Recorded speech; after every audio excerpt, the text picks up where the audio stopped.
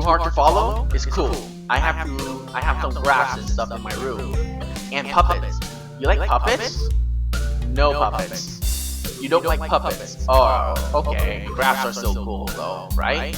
He speaks energetically, responding to almost before I'm done talking, moving his hands in an animatedly way as he continues to rant on. This is too strange. I had him pegged as a relatively normal, but it's clear that I was wrong. Something on your mind, dude? Just thinking about what it's like to be the last sane man in an insane world. Kenshi frowns, looking deeply upset. You mean that's you? You can't be, because I'm the last man in an insane world. That is my dream. You can't just steal a man's dream.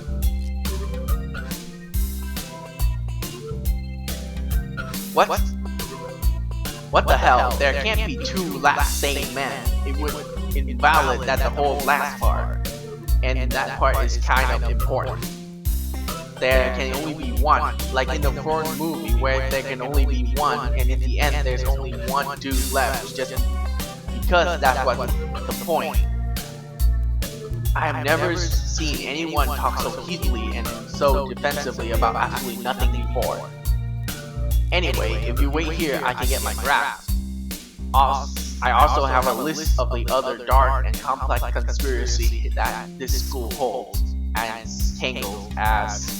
Quick, finish my analogy for me, be a pal. I'm going to bed now. It's extremely late. That doesn't sound like an analogy, but whatever. I like you. You seem to be a cool dude. Most of the people don't understand what I'm talking about when I try to explain vast feminist conspiracy to them. Denial is a terrible thing. Later, he clapped me on the back and then vanished into his room so quickly and quietly it's like he didn't even open the door, but instead walked right through it like a ghost. I don't know if I can fully digest what just happened, so I give up and just go to my room, kicking off my shoes before falling face first into bed. It takes me some time to relax and get up so I can get started on homework. It's because the sheets are cool and comforting against my cheeks. It feels good just laying there with my eyes closed. This school is like some kind of bizarre, surreal island. It's isolated on top of a mountain, and each person is a stranger than the last. I just can't seem to fit in. What irony! One would think that fitting in a place that made for people who are unfit for anywhere else would be easy. Maybe I'm trying too hard. Although I say that, it doesn't help take the edge off.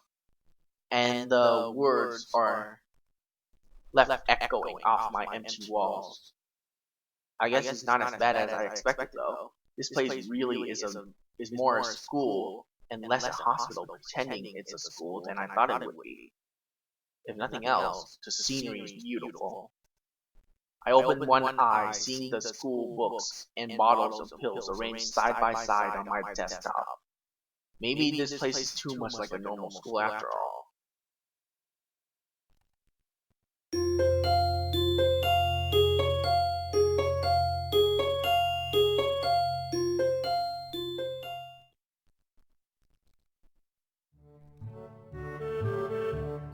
I feel very tired this morning, probably because yesterday itself was a very tiring day. On top of that, I woke up far earlier than necessary. After saying hi to Suzune and Misha, I started doing the work I was instructed from the board. It already looks like today is going to be heavy. I don't have a problem with that now though. Suzune and Misha might jump on me trying to get an answer about whether or not I've decided to join the student council, even if it's just one day. I wouldn't put it past them to try, and I don't have an answer for them if they do, so this situation is convenient for me. About 10 minutes into class, Hanako walks in and takes a seat, but no one looks at her. The teacher doesn't even comment on her lateness. He does, however, stop us to say that we're going to take a break in groups again. We're going to break into groups again. Turn my head and see Suzune and Mizune are looking at me. Oh, Suzune and Misa are looking at me. Suzune gives me a smile, and that is equal part cute and menacing. This is a smile that says, "We have you now, there is no escape." Hee-chan, look like there. It looks like we're together again. Yay! Misa leaned sideways while Suzune pushed her chest closer to mine. There really is no escape now unless I were to jump through the window. Jumping out the window isn't the best option, sadly. What's wrong, Hee-chan? Oh, Hee-chan, have you been thinking about what you said yesterday? You said that you would think about joining student council, didn't you? It's okay, Hee-chan, we are talking about it after you left. And it would be rude to expect you to already have an answer for us this early, right? Right? I'm so happy you two are able to have a laugh at my expense, and even more pleased to know that you both know how crazy the two of you can be. Now that's over, Suzune snaps back into serious mode and smacks today's achievement on the back of her hand in an overly dramatic and important way. When I actually look at the stuff, it's mostly just reading. In fact, there are only two problems. I almost want to say something about how her rush to get started seems to be a bit much considering the small amount of work. In fact, Suzune probably knows how little there is and simply doesn't care. Yeah, it seems like the workload doesn't matter to her as much as the fact that there is work. The actual amount of it is important, unimportant. She approaches everything with the same level of ambition.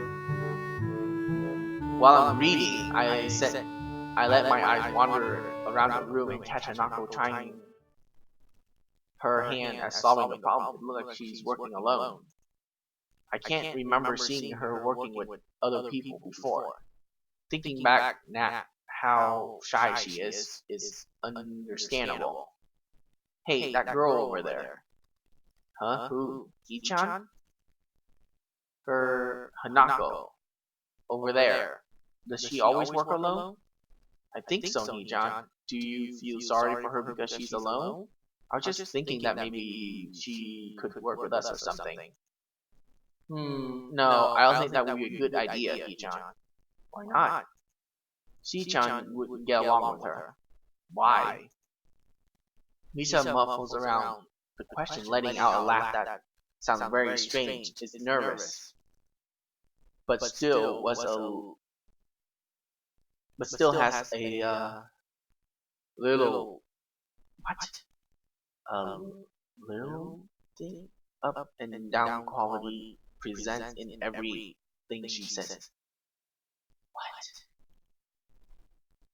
Just because, Hee-chan.